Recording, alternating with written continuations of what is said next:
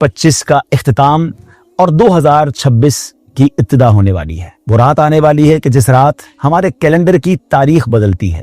آئیے اپنے رب کی بارگاہ میں مل کر دعا میں شامل ہو جائیں اور اللہ سے دعا کرتے ہیں کہ اللہ ہمارے پچھلے کیے ہوئے گناہ معاف فرما اور آنے والا سال ہمارے لیے برکتوں اور رحمتوں کا سال بنا دے۔ الحمدللہ رب العالمین والصلاة والسلام علی خاتم النبیین یا ارحم الراحمین یا ارحم الراحمین یا ارحم الراحمین یا ربنا یا ربنا یا ربنا یا ربنا یا ربنا یا اللہ یا رحمان یا رحیم اللہم ربنا آتنا فی الدنیا حسنة وفی الآخرة حسنة وقنا عذاب النار وقنا عذاب القبر وقنا عذاب الحشر وقنا حساب المیزان اللہم اعنی علی ذکرک وشکرک وحسن عبادتک یا مقلب القلوب ثبت قلوبنا علی دینک یا مصرف القلوب صرف قلوبنا علی طاعتک یا حل المشکلات حل المشکلاتنا یا اللہ یا دافع البلیات ادفع بلیاتنا یا اللہ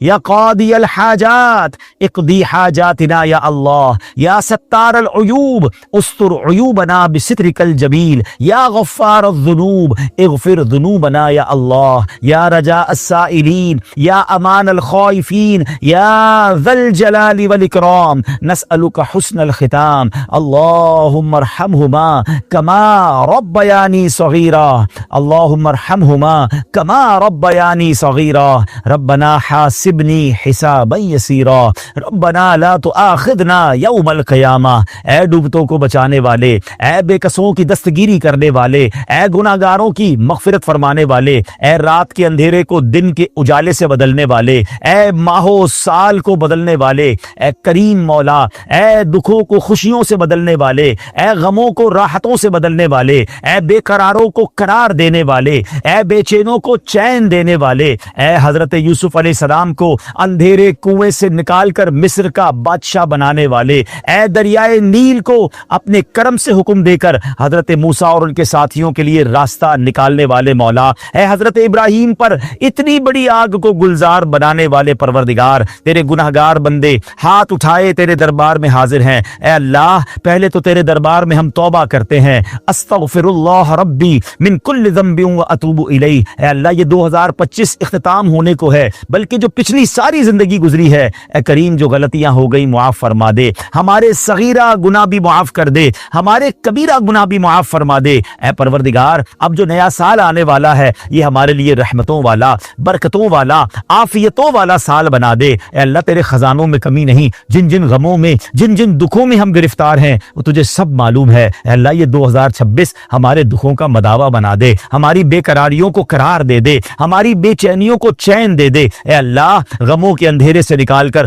خوشیوں کے اجالے میں داخل کر دے۔ پروردگار عالم یہ سال صحت والا سال عطا فرما۔ جتنے بیمار ہیں جو دعاؤں کے لیے کہتے رہتے ہیں ہم میں بیمار ہیں، ہمارے گھر والوں رشتہ داروں میں جو بیمار ہیں، اے شفا دینے والے یہ سال ہمارے لیے شفا والا سال بنا دے۔ اے اللہ جن کے پاس روزگار نہیں ہے، جو بے روزگار ہیں، اے کریم مولا یہ سال ان کے لیے حلال طیب آسان روزگار والا سال بنا دے۔ اے اللہ جو روزگار والے ہیں مگر تنگی میں ہیں، پریشانی میں ہیں، پورا نہیں ہو رہا ہے، اے کریم یہ سال برکتوں والا، رحمتوں والا سال بنا دے، سب کے دسترخوان کو وسیع کر دے، سب کے روزگار کو اے اللہ اور برکت والا کر دے۔ اے اللہ جو قرضوں کے بوجھ تلے دبے ہیں یہ آنے والا سال ان کے قرضوں سے خلاصی والا سال بنا دے، ان کے قرضے اتر جائیں۔ اے اللہ جو بے اولاد ہیں اے کریم یہ آنے والا سال ان کے لیے اولاد والا سال بنا، جو بیٹوں کے تمنائی ہیں انہیں بیٹا عطا کر دے، جو بیٹیوں کے تمنائی ہیں انہیں بیٹیاں عطا کر دے۔ اے پروردگار جو رشتوں کے انتظار میں ہیں یہ والا سال پروردگار ان کے لیے اچھے اور نیک رشتے والا سال بنا دے۔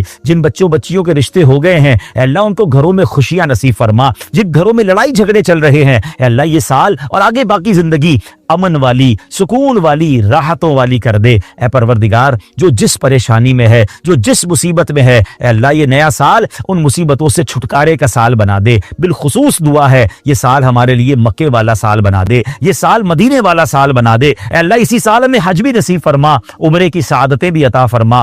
پروردگار آنے والا سال ہمیں قرآن پاک کے نور سے منور ہونے والا سال بنا دے۔ ہم میں سے کئی ایسے ہیں جنہوں نے پورا قرآن ترجمہ اور تفسیر سے نہیں پڑھا، اے اللہ اس سال خوب तिलावत करने की, कुरान तर्जमा और तफसीर से पढ़ने की तौफीक अता फरमा। अल्लाह ये साल ऐसा साल हो, ऐसा तारीखी साल हो कि इस साल हमारी कोई नमाज कज़ा ना हो और आगे जिंदगी भी नमाजी वाली जिंदगी अता फरमा दे। अल्लाह ये साल हमारे अखलाक को बेहतर करने वाला साल बना दे, हमारे अंदर नरमी आ जाए, हमारे अंदर शफकत आ जाए। अल्लाह दरगुजर की आदत अता फरमा, झगड़े की और अल्लाह लान तान की और गीबत की, बदगुमानी की, तकब्बुर की, इन बुरी आदतों से हम सबको निकाल दे। इंतकाम की आग में जो जल रहे हैं मौला ये साल इंतकाम से दूर रहकर मोहब्बतों को फैलाने का साल बना दे। जिनके रिश्ते टूट गए हैं, जिनकी दोस्तियां खत्म हो गई हैं, जो रिश्तेदार अलग हो गए हैं, अल्लाह ये साल जोड़ने वाला साल बना दे। ये साल मोहब्बतें फैलाने वाले हम बन जाएं। अल्लाह जो टूट गए रिश्ते उसको जोड़ने वाले बन जाएं, जो मुसलमानों से कता ताल्लुक हो गई है अल्लाह उसको जोड़ने वाले बन जाएं। अल्लाह अगर कहीं खानदानी दुश्मनी, कबीले की दुश्मनी, लिसानी दुश्मनी चल रही है अल्लाह मुसलमानों को शीरो शकर कर दे, दुश्मनियां खत्म करके शीरो शकर होकर जीने वाला साल बना दे। अल्लाह ये साल हमारे वतन के लिए भी बरकतों वाला, आफियतों वाला, तरक्की वाला साल बना दे। अल्लाह ये साल मुसलमानों के लिए भी तरक्की वाला साल बना। मुसलमान दुनिया में जहां परेशान हैं उनकी परेशानियां दूर हो जाएं, जहां कुफार गलबा डाल रहे हैं अल्लाह मुसलमानों को कामयाबी अता फरमा। फलस्तीन के, गजा के मुसलमानों को कामयाबी अता फरमा, उनकी गैब से मदद फरमा। अल्लाह ये साल हमें बैतुल मुकद्दस अता फरमाने वाला साल बना। इस साल हम बैतुल मुकद्दस को आजाद देखें और काश वहां जाकर 2 रकत नफल पढ़ना भी नसीब हो जाए। ए रब्बे करीम तेरे खजानों में कमी नहीं, जो जो हमारे हक में बेहतर है हमें अता फरमा, जो हमारे हक में बेहतर नहीं उसका ख्याल भी हमारे दिल से निकाल दे। अल्लाहुम्मा रब्बी यस्सिर वला तुअस्सिर वतम्मिम लना बिल खैर या फत्ताहु व बिका नस्तईन। ए करीम, ए परवरदिगार ये साल दावत इस्लामी की तरक्की वाला साल बना दे। अमीर अहले सुन्नत को दराजी उम्र बिल खैर, आफियत, सेहत वाली जिंदगी अता फरमा। मुबल्लिगीन दावत इस्लामी, मुबल्लिगात दावत इस्लामी दुनिया भर में जहां जहां अल्लाह दीन की खिदमत कर रहे हैं उनकी गैब से मदद फरमा। ए अल्लाह उनकी जबान में, हम सब की जबान में तासीर अता फरमा, हमारे औकात में बरकत अता फरमा, हमारी सेहत में बरकत अता फरमा, हमारे लिए रास्ते आसान कर दे, राहें खोल दे और अल्लाह हमारी मदद फरमा, मददगार पैदा फरमा। आमीन आमीन आमीन बिजाहिन नबील अमीन व उफव्विदु अमरी इलल्लाह इन्नल्लाह बसीरुम बिल इबाद। दुरूद पाक पढ़ने के बेशुमार फजाइल व बरकत हैं। मक्की मदनी सरकार सल्लल्लाहु तआला अलैहि वसल्लम का फरमाने खुशबूदार है। जब जुमेरात का दिन आता है तो अल्लाह अज़्ज़ा वजल फरिश्तों को भेजता है जिनके पास चांदी के कागज और सोने के कलम होते। वो जुमेरात और शबे जुमा, यानी जुमेरात की रात और जुमे का दिन, ये जो दिन है जुमेरात का दिन और शबे जुमा जो रात गुजर रही है, तो इस रात को पढ़ने वाले, इस दिन और इस रात को दुरूद पाक जो पढ़ते हैं उन पर कसरत से दुरूद पाक पढ़ने वालों के नाम लिखते हैं। गोया फरिश्ते जुमेरात के दिन और शबे जुमा दुरूद पढ़ने वालों के नाम लिखने के लिए जमीन पर तशरीफ लाते हैं जिनके पास चांदी के कागज होते हैं, सोने के कलम होते। फिर क्यों ना हम इन दिनों में, इन लम्हात में कसरत के साथ दुरूद पाक पढ़ें। आइए मिलकर मोहब्बत के साथ बावाज़ बुलंद दुरूद पाक पढ़ लें। सल्लु अलल हबीब सल्लल्लाहु तआला अला मुहम्मद सल्लल्लाहु अलैहि वसल्लम। बसरा में एक बुजुर्ग रहमतुल्लाहि तआला अलैह मिस्की के नाम से मशहूर थे। उनको लोग मिस्की कहा करते थे और मुश्क को अरबी में मिस्क कहते हैं, लिहाजा मिस्की के माना हुए मुश्कबा, यानी मुश्क की खुशबुओं में बसा हुआ। यानी बुजुर्ग को लोग खुशबुओं वाला कहते थे। वो बुजुर्ग हर वक्त खुशबूदार और महका महके रहते थे। लोग उनके करीब आते उन्हें खुशबू आती थी, यहाँ तक कि वो जिस रास्ते से गुजर जाते वो रास्ता भी महक उठता, वो रास्ता भी खुशबूदार हो जाता। और जब दाखिले मस्जिद होते तो उनकी खुशबू से लोगों को मालूम हो जाता कि हजरत मिस्की रहमतुल्लाहि तआला अलैह तशरीफ लाए हुए हैं। अच्छा, किसी ने अर्ज की कि हुजूर आप कौन सी खुशबू लगाते हैं और इस खुशबू पर कितना खर्च करते हैं? तो अब हजरत मिस्की ने क्या कहा, कहते मैंने आज तक कभी खुशबू न खरीदी है न लगाई है। मेरा वाकया बड़ा अजीब व गरीब है। मैं बगदाद मुअल्ला के एक खुशहाल घराने में पैदा हुआ। जिस तरह अमीर लोग, उमरा अपनी औलाद को तालीम दिलवाते हैं, मेरी भी उसी तरह तालीम हुई। मैं बहुत खूबसूरत भी था और बाहया भी था। मेरे वालिद साहब से किसी ने कहा इसे बाजार में बिठाओ ताकि लोगों से घुल मिल जाए और इसकी हया कुछ कम हो। चुनाचे मुझे कपड़ा बेचने वाले ताजिर की दुकान पर बैठा दिया गया। एक रोज एक गुड़िया ने कुछ कीमती कपड़े निकलवाए, फिर बज़ाज यानी कपड़े वाले बिजनेसमैन से कहा कि मेरे साथ किसी को भेज दो कि जो पसंद होगा انہیں لینے کے بعد قیمت اور کپڑا ہم واپس کر دیں گے. گھر لے جاتے ہیں مختلف کپڑے اور جو چوز کرنا ہوگا چوز کر لیں گے. اب وہ کپڑے کے جو تاجر تھا اس نے حضرت مسکی کہتے ہیں میں نوجوان تھا مجھے بیچ دیا اس بڑھیا کے ساتھ. میں بڑھیا کے ساتھ جب گیا تو وہ مجھے ایک عظیم الشان محل میں لے آئی اور اس میں ایک بڑا ہی بہت ہی ڈیکوریٹڈ آراستہ کمرہ تھا. میں وہاں چلا گیا. کیا دیکھتا ہوں کہ زیورات سے آراستہ خوش لباس ایک جوان لڑکی تخت پر بچھے ہوئے قالین پر بیٹھی ہے. تخت و فرش سب کے سب زرعی ہیں, ڈیکوریٹڈ ہیں. اس قدر نفیس تھا کہ میں نے پہلے ایسا کمرہ کبھی نہیں دیکھا تھا. مجھے دیکھتے ہی اس لڑکی پر شیطان غالب ہوا. وہ ایک دم میری طرف لپکی اور مجھے برائی کے لیے آمادہ کرنے لگی, بے حیائی اور بدکاری کے لیے آمادہ کرنے لگی. میں نے گھبرا کر اس لڑکی سے کہا اللہ سے ڈر, مگر اس پر شیطان پوری طرح مسلط تھا. جب میں نے اس کی ضد دیکھی تو گناہ سے بچنے کے لیے میں نے ایک تجویز سوچی. ذرا غور کریں میرے جو نوجوان یہاں بیٹھے ہیں, آج حال یہ ہے کہ نوجوان گناہ کرنے کے لیے موقع تلاش کر رہا ہے.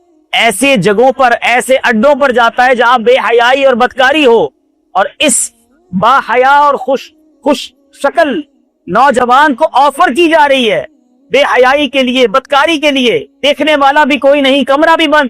مگر اس نوجوان کو خوف خدا کیسا تھا. کہتے ہیں کہ میں نے اب ایک تجویز سوچی, اب کیا کروں. کہتے ہیں میں نے کہا کہ مجھے استنجا خانے میں جانا ہے, مجھے ٹوائلٹ میں جانا ہے. اس نے اس جو شہزادی تھی اس نے آواز لگائی, بہت ساری کنیزیں آ گئی. کہا کہ اپنے آقا کو بیت الخلا تک لے جاؤ. میں اس ٹوائلٹ میں جب جاتا ہوں وہاں جا کر مجھے کوئی بھاگنے کی راہ نظر نہیں آئی کہ میں کیسے نکلوں گا. اب میں اس عورت کے ساتھ بدکاری نہیں کرنا چاہتا تھا, اپنے رب سے ڈر بھی لگ رہا تھا, حیا آ رہی تھی, عذاب جہنم کا خوف تھا. اب کرتا کیا. کہتے مجھے ایک ہی راستہ نظر آیا, وہ یہ کہ میں نے استنجا خانے کی نجاست جو ہے وہ اپنے منہ پر مل لی, اپنے کپڑوں پر مل لی. اور جب خوب آنکھیں نکال کر میں باہر آیا, ان لوگوں کنیزوں کو ڈرانے لگا تو وہ سارے گھر والے مجھے پاگل سمجھنے لگے. یہ کون ہے جو اپنے جسم پر اپنے منہ پر استنجا خانے کی غلاظت لگا رہا ہے. اب جناب انہوں نے اسے باندھ کر مار مار کر محل کے باہر پھینک دیا. وہ نوجوان کہتا ہے کہ جب یقین ہو گیا کہ سب چلے گئے, میں نے اپنے کپڑے اور بدن کو دھویا, پاک کر لیا, اپنے گھر چلا گیا. یہ بات میں نے کسی کو نہ بتائی. لیکن رات جب میں خواب میں سویا تو کیا دیکھا کہ کسی کہنے والے نے کہہ رہا ہے, کوئی آواز آئی مجھے کہ تم کو حضرت سیدنا یوسف علیہ نبینا علیہ الصلوۃ والسلام سے کیا ہی خوب مناسبت ہے, اور کہتا ہے کیا تم مجھے جانتے ہو. میں نے کہا نہیں. تو انہوں نے کہا کہ میں جبرائیل ہوں. حضرت جبرائیل علیہ الصلوۃ والسلام تشریف لائے. اس کے بعد انہوں نے میرے منہ اور جسم پر اپنا ہاتھ پھیر دیا. اسی وقت سے میرے جسم سے مشک کی بہترین خوشبو آنے لگی. یہ حضرت سیدنا جبرائیل علیہ الصلوۃ والسلام کے مبارک ہاتھ کی خوشبو کا اثر ہے. میٹھے میٹھے اسلامی بھائیوں ذرا غور کیجیے, ایک وہ لوگ تھے کہ جنہیں گناہ کرنے کا موقع ملا, بدکاری اور بے حیائی کا موقع ملا, دروازہ بھی بند تھا, کوئی دیکھنے والا نہ تھا, مگر ان کے دل میں یہ خیال راسخ تھا کہ اللہ دیکھ رہا ہے, میرا رب مجھے دیکھ رہا ہے. اور آج ہم ہیں کہ آج ہمیں یہ معلوم ہے کہ رب دیکھ رہا ہے, مگر ہم گناہ سے باز نہیں آتے, ہم بے حیائی سے باز نہیں آتے. یاد رکھیں میٹھے اسلامی بھائیوں, حیا یہ ایمان کا شعبہ ہے, حیا یہ مسلمان کا زیور ہے.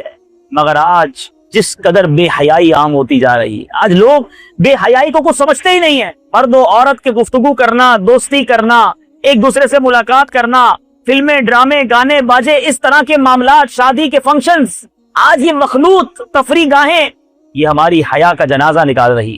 سیدنا عثمان غنی رضی اللہ تعالیٰ کتنے باحیا تھے. آپ نے جمعے کے خطبے میں ایک لقب سنا ہوگا, کامل الحیاء والایمان, یعنی وہ شخصیت جو حیا اور ایمان میں کامل تھے. کیسے کامل تھے کہ ایک بار سرکار دو عالم صلی اللہ تعالی علیہ وسلم اپنے گھر میں تشریف فرما تھے. ایک چادر آپ نے اوڑی ہوئی تھی, اور ریلیکسنگ موڈ جو ہوتا ہے انسان کا, پیر وغیرہ لمبے کر کے, پیارے آقا علیہ الصلوۃ والسلام اس ایک ریلیکسنگ حالت میں تشریف فرما تھے. حضرت ابوبکر صدیق رضی اللہ تعالیٰ عنہ آئے, پیارے آقا سے انہوں نے گفتگو بھی کی, نبی پاک نے جواب بھی ارشاد فرمایا. تھوڑی دیر ہوئی تو حضرت عمر فاروق تشریف لائے. پیارے آقا اسی حالت میں رہے اور سلام دعا بھی ہوئی, بات چیت بھی ہوئی. پھر حضرت عثمان غنی رضی اللہ تعالیٰ عنہ نبی پاک بیٹھ گئے, اپنی چادر کو تبدیل کیا, حضرت عائشہ صدیقہ رضی اللہ تعالیٰ عنہ عرض کرتی حضور حضرت ابوبکر صدیق آئے آپ ویسے ہی رہے, حضرت عمر فاروق آئے آپ اسی حالت پہ رہے, حضرت عثمان غنی آئے آپ نے اپنے لباس کو مزید بہتر کیا, اس کی کیا وجہ ہے؟ ارشاد فرمایا کہ میں اس سے حیا کیوں نہ کروں جس سے فرشتے حیا کرتے ہیں, اللہ عز و جل کے فرشتے بھی حیا کرتے ہیں. آپ فرماتے ہیں کہ عثمان بہت حیادار شخص ہے, اگر میں اسے اسی حال میں اجازت دے دیتا تو یہ اندیشہ تھا کہ اس کی ضرورت پوری نہ ہوتی, یعنی وہ بغیر بات چیت کیے واپس چلے جاتے. پیچھے پیچھے اسلامی بھائیوں, یہ ہیں ہمارے اسلاف, یہ ہے ان کی حیا. حضرت عبداللہ بن عامر بن ربیعہ رضی اللہ عنہ فرماتے ہیں